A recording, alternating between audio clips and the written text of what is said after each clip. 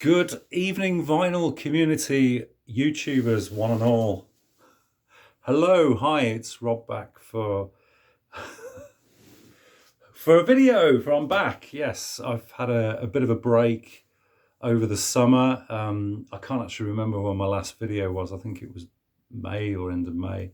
So it's been a while, but I decided to come back. I have had a bit of a break, and I've kind of explained this to one or two of you out there who kind of kindly messaged me to sort of ask if everything was all right, how I was doing, etc. And yeah, I've been fine.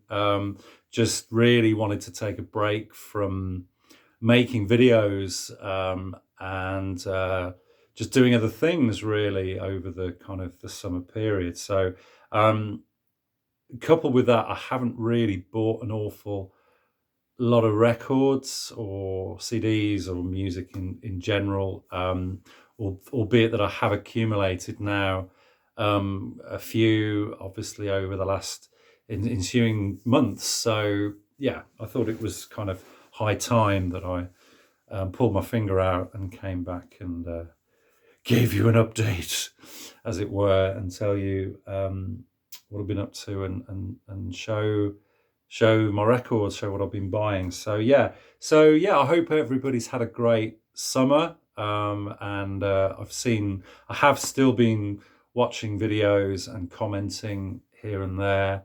But yeah, as I say, I just haven't participated myself because yeah, I just kind of a self-imposed sabbatical and break, and just doing other things. I bought a camera, been trying to get into some sort of wildlife photography here and there, and yeah, just different interests. Been got back into my songwriting as well. Been going to a songwriter circle, which is put together by a local musician, and that's in Moseley in Birmingham. Been going for that, then meet up first Wednesday in every month. That's been really good fun and really just creative and great to just kind of jam around with my brother and other sort of people and share creativity and just feel feel the vibe. So it's been quite an inspiration. That's been great. I've had a couple of holidays as well. Been down to my sister's flat in Southbourne. Went down in July, and then again last week. So yeah, that was been great, doing the cycling with my son, and in the New Forest, a couple of pub visits, bit of walking, a bit of chilling out on the beach. I had a really nice week, and it's been great. So yeah, so really enjoyed that.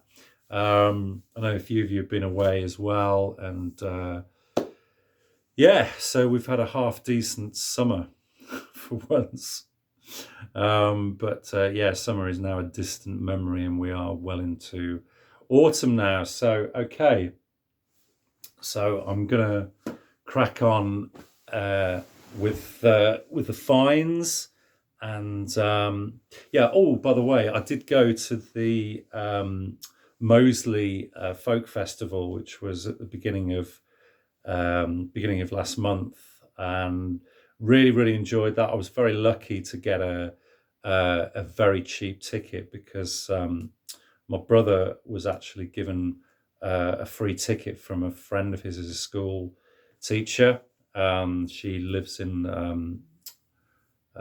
she was up in Liverpool. Well, she was visiting Liverpool.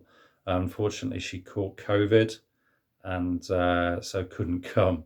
So my brother had a spare ticket. Literally texted me 2 days before, said, "Would you like to go to the Moseley Festival? It's going to cost you next to nothing." I thought about it for about 5 seconds, and yeah, just went for the 3 days, and it was fantastic. Some really good artists, some bands who I'd never heard before, artists some who I knew very well, but were great to see, like Supergrass. Jethro Tull played as well, and it was actually the headliners on the last night were the Coral, who were excellent, albeit they didn't do an encore and just kind of walked off stage very abruptly and just decided that they'd done enough, obviously. So yeah, but yeah, great time. Actually bumped into John, 6-inch pianist, on the Sunday, which was nice to bump into him and say hello. So yeah, it was a great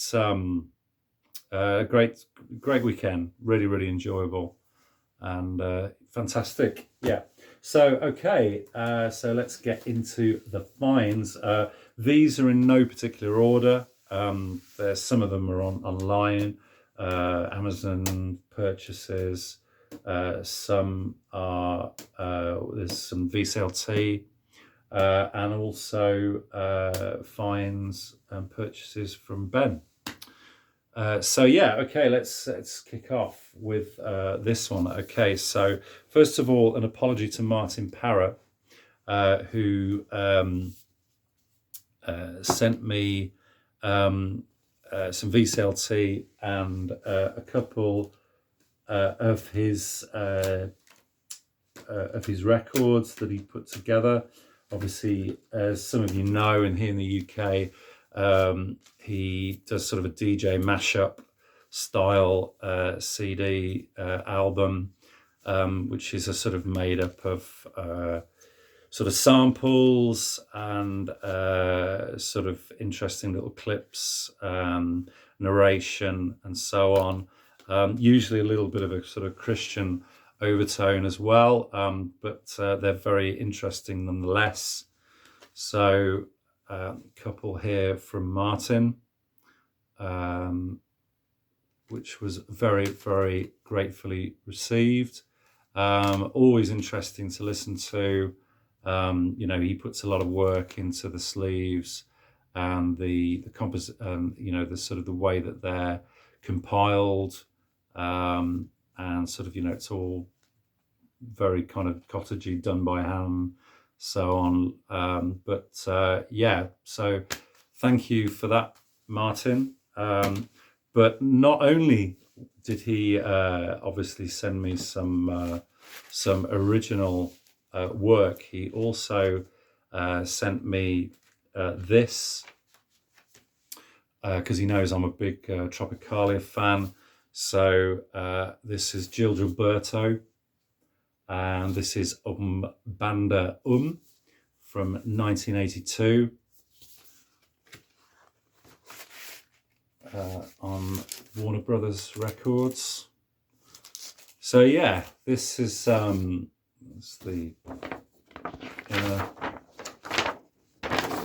with the words all in Portuguese, of course, as you'd expect. There's Gil himself. Yeah, and this is a decent album. His vocals are great. Obviously, he's a great songwriter. I suppose it suffers a little bit from a kind of 80s production, which I was kind of expecting when I realised the date of the record. But yeah, it's still a nice listen. Very pleasant, upbeat.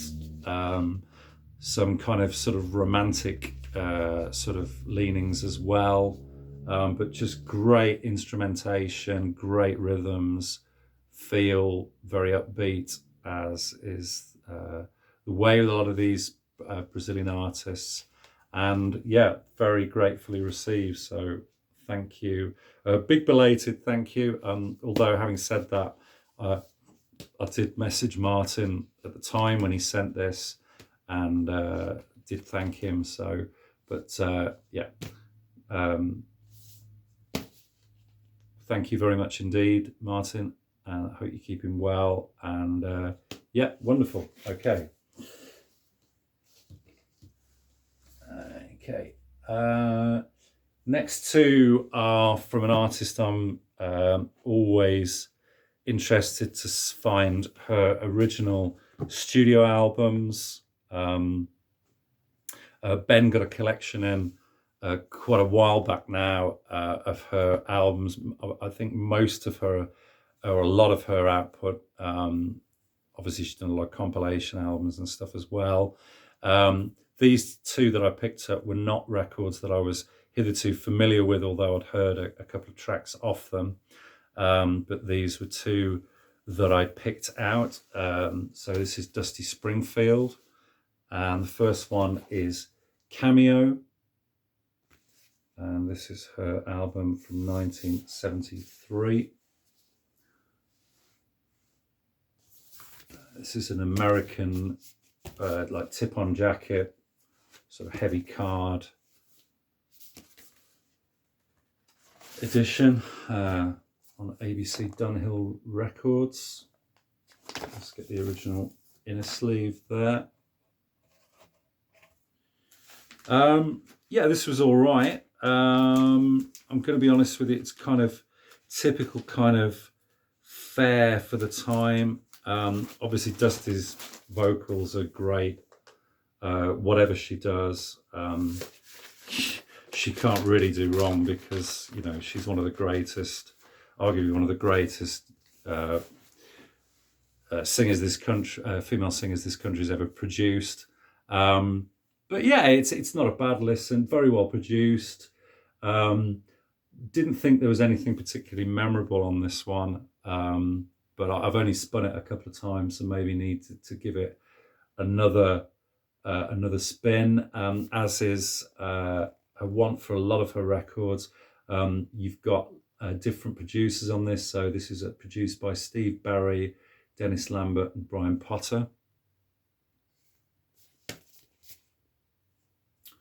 Okay, so that's Dusty Springfield and Cameo. This is the second album that I picked up on that particular day from Ben's. I have to say, I absolutely love this one. This is Dusty Springfield, See All Her Faces. So this is from 1972. This is original on Philips, in wonderful condition.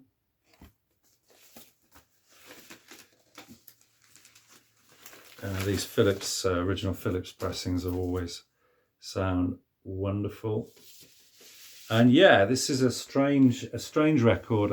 Again, multiple producers from different sessions between, I think, 1969, 70 to 71. So it's a very eclectic sounding album, lots of different styles. Really interesting though. No one song sounds the same as the other, and all quite different vocal performances. Highlights of this for me are Girls Can't Do What the Guys Do, a wonderful version of I Start Counting, the Basil Kersher song, really, really beautiful. Yesterday When I Was Young, See All Her Faces, the title track's great as well.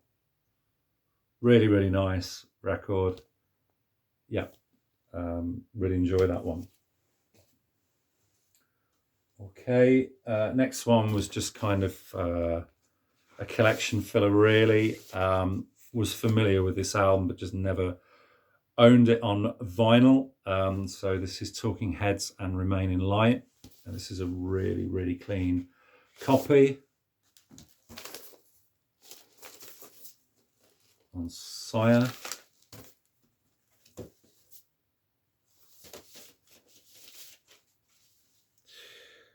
Yeah, I mean, this is a great record. Obviously, I love the single Once in a Lifetime. But yeah, it's really, really interesting. Brian Eno co-written songs on here as well, so his fingerprints are on this. Obviously, he produced it as well. So yeah, pleased to get that one. Okay.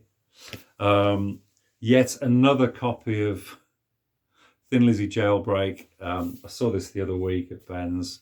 I've probably mentioned before, I'm on a bit of a mission to find the ultimate minty copy of this record. I've got it on CD as well, mini disc, every format. I absolutely adore this record. I've owned multiple copies of it on vinyl. The spine is almost square, because you never see this record with a square spine. It's always like kind of being crushed in the middle of collections and so on. But yeah, I mean, this is just so minty, virtually no creases. This around the die cut is normally cut and split. This silver sort of printing on the cover is normally ripped as well. There's a few little scuffs down at the bottom here. But apart from that, it is absolutely immaculate. So on the Vertigo spaceship. So yeah, we all know this record. I think this was a real breakthrough for them in terms of chart positioning. Obviously, you got the Fantastic Boys Are Back in Town, the title track, Angel from the Coast, Romeo and the Lonely Girl, Warriors, Cowboy Song. Yeah, there's not a bad moment on this album. Love it, love it, love it. Okay, this one is to add to my Robin Williamson collection, and I really enjoyed this one. This is Robin Williamson, his Merry Band. This is American Stonehenge.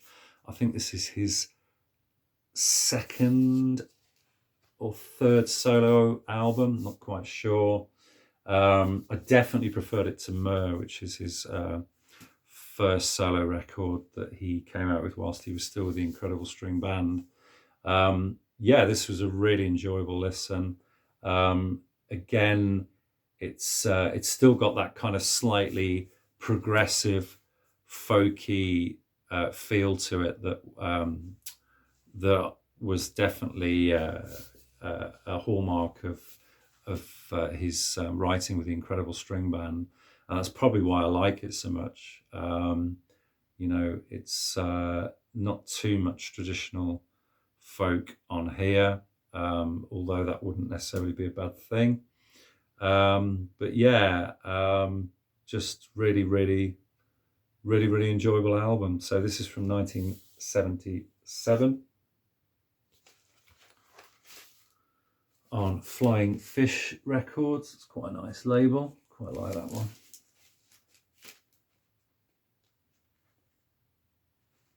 And yeah, it's a US copy, so nice thick sleeve. Really good stuff. Okay, eventually finally got a copy of this. This is one of my favourite Windham Hill titles. Yeah, so this is Alex Degrassi and Southern Exposure. It's not a great pressing, it's a bit crackly actually, so I have actually since got a copy on CD. So I now have this record on cassette, CD and vinyl. So, and I've also made a mini disc copy as well. So pretty much every, apart from 8-track, pretty much every available format. I now have a version of this record. But yeah, if you've never heard this artist, he's great. It's a really beautiful sounding record. He's actually the cousin, I believe, of William Ackerman, who was the founder of Windham Hill Records in America. Yeah, I mean, these records aren't expensive. They turn up in sort of varying regularity. I went for a long time without seeing any of them at all. And then all of a sudden, Ben started getting them in. and he decided that he liked them himself, so he now collects them as well. So we're usually fighting, or sometimes fighting over them in the shop when he gets them in. But yeah, this is a really, really beautiful record. It's very soporific, as is the case with a lot of classic Windham Hill records from the early 80s. Beautifully produced, wonderfully played, just kind of just beautiful, beautifully played, wonderful acoustic music, solo acoustic. So if you're into that kind of thing, you'd probably enjoy this. Okay, this is an artist that was actually at the Moseley Festival. As an American artist, very much like Alex Degrassi, Michael Hedges, in that kind of vein. But this is a release from 2020. This is her only album, or I think this is her only album to date. This is Urban Driftwood by Yasmine Williams. And she was actually playing, as I say, at the Moseley Festival. Unfortunately, my brother and I missed her, which I was really cheesed off about. Because when I stream the album, it's just terrific. She plays a lot of hammering on style on guitar. Just beautiful, beautiful playing, all instrumental. Yeah, really, really enjoy this. There is some cello and some strings on it as well, which kind of accompany her. But yeah, definitely recommend this. It's not actually currently available, or it may be on a website, but certainly on Amazon. It's not. This is a bit of a noisy copy. The second side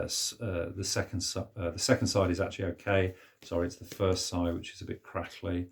Yeah, it's a real bugbear of mine. Modern vinyl pressings. It's frustrating, when you're paying a premium for them, and but yeah. So anyway, but it is what it is. So, and yeah. So that's Yasmine Williams and Urban Driftwood. Okay, this is one that I've seen loads and loads of times, but never picked up. This is, I think, an original copy on Polydor. So this is Evening Star, Frippinino, from 1975. Really, really mellow listen, this one. Wind on Water, beautiful. Really, really enjoy this. So I think some of this is recorded live, some of this at Brian Eno's studio, so a bit of a mixture. There's the guys on the back there. See Brian Eno still with his long locks from the Roxy Music days.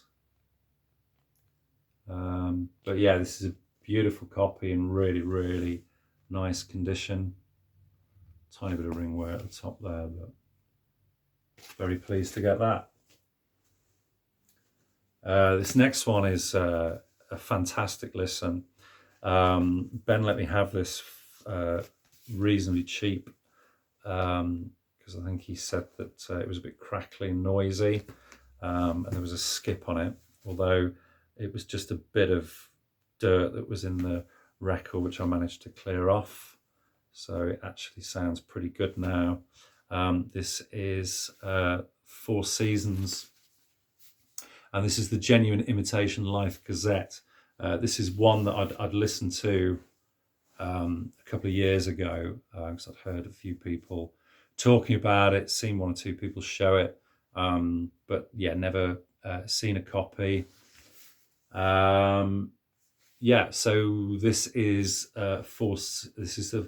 what's known as the Four Seasons kind of sort of psychedelic album from 1969. And it's kind of like a concept album of a kind of sort of quite political lyrics from the time, done as a newspaper, a little bit in the style of Jethro Tull's Thick as a Brick, although obviously this predates it by 3 years. So, but yeah, it's quite amusing to read some of the news articles on there. Yeah, it's a really nice copy. This is a US copy, so again, thick card sleeve. It is a unipack, which has just got a little bit of a split at the bottom there. So I've just kind of just put the record, which is on Philips. And yeah, Ben was kind of concerned that it was going to be very noisy and so on. And there is a few crackles and pops on it, but it plays all the way through and doesn't skip. And it's very dynamic, as is a lot of vinyl from that day, particularly, as I say, on Philips. I think the quality of their records is usually excellent. So this one's not going to go back. Oh yes, it is. It's going to go back in the bag. Came with a I don't know whether this was actually supposed to be in the middle of it or whether this was just a booklet on its own right. So it comes like a kind of newspaper pamphlet with cartoons and sort of advertising.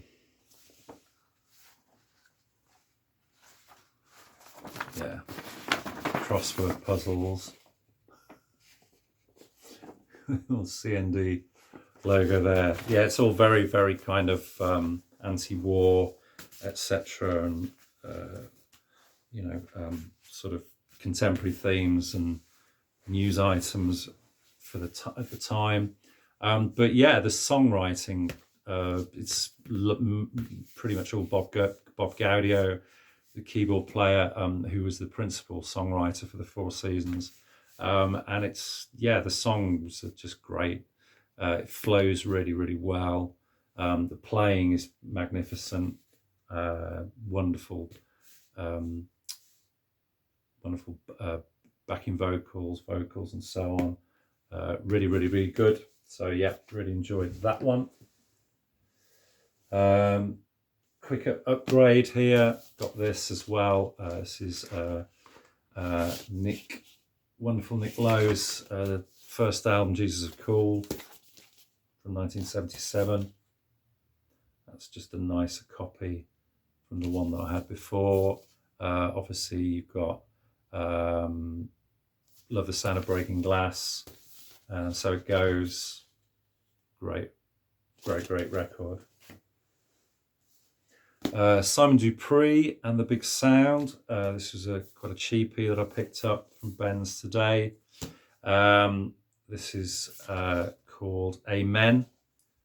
I think this is I don't know whether this is a compilation.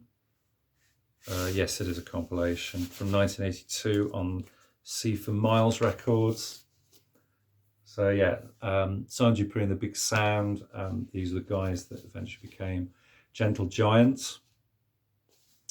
And obviously it's got the kicks off with the big hit Kites, which they never really wanted as their principal sound. I think they tried to discourage, and they didn't want to record that because they wanted to do sort of stuff that was a bit more heavy and they felt was more akin to their sound. The B-side of that, I think, was Light the Sun, Light the Fire, which is a fantastic song, which is also on this. What else have we got on here? For Whom the Bell Tolls. Looks like some covers. I See the Light. Yeah, so that'll be a nice listen. Okay, we've got, I'm trying to keep this under 30 minutes, but I've gone over 30 minutes, so chances are this may well have to go on to a second video. This is Strangler's third album, Black and White. I see this quite a lot, but just never picked it up with the original inner. I think this originally came with a 7-inch on white vinyl, which I think had Straighten Out, was it? I think, which was a non-album single. Richard McCook's the expert on the Stranglers, so I'm sure he'll put me right if I'm wrong on that. But yeah, this has got some great songs. Toilet on the Sea, All Quiet on the Eastern Front, nice and sleazy. Really, really good album, gutsy. Yeah, excellent record. Okay, and a few CDs which I picked up as well, which I'll just whip through really quickly. So we've got I was kind of umming and ahhing about getting this, but I had a dreadful original 80s copy which sounded awful. So I thought this was a bit of a no-brainer, and particularly getting it on CD because it was only, I think, a tenner. This is the 2018 remix of Animals, Pink Floyd. Yada yada, everybody knows this. Yeah, kind of split the camp a bit, I think, from what I've been reading about online on this. A lot of people seem to think that James Guthrie has kind of separated the instruments out too much, made it a little bit too clean sounding. I think the original was more of a muddy sounding kind of mix, which a lot of diehard fans think was kind of more suited to the sort of gritty, sort of more rocky, sort of basic sound that it was, as it was intended to be. So it's kind of a little bit too polished. I actually quite enjoy it, I have to say, and it's interesting hearing things on the mix that you know, were definitely back in the mix on the original one. But as I say, I've had this album record on CD and on vinyl before, on different mixes, different versions. But yeah, I mean, I really enjoyed it. Obviously, the highlight for me on this is Sheep. I just think that's amazing. For me, it's worth the admission of the album on its own. I think the keyboard intro is magnificent from Richard Wright, and the guitar outro motif from Gilmour is just astonishingly good. As good a guitar piece as he ever did, in my opinion. And I think should have been given a writing credit from Waters, but there you go. Didn't happen, but yeah, okay. Okay, so Heaven of Las Vegas. I really wanted to listen to this the other day. Thought I had it on CD, didn't. So I ordered a copy off Amazon, dirt cheap. So yeah, this is Liz Fraser, wonderful wordless, sort of shoegaze, washes of kind of echoey chorus guitar, very typical of that kind of late 80s, early 90s sound. But I really enjoy this album, particularly the title track. I think is fantastic. So yeah, great to get that. So that's Heaven of Las Vegas from the Cocteau Twins. I also picked up Road to Ruin, which is Degrassi's 5th album. I had heard it, but I've not ever owned it in any format. So this was really cheap off Amazon, and obviously after seeing them live last month, it just put me on a bit of a Supergrass kick, even though I'd always loved their previous efforts that they'd done, particularly in it for the money. So this has the single on St. Petersburg.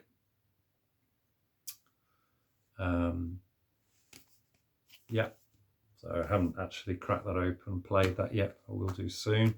This is the wonderful Really enjoyed this band. This was the Weather Station.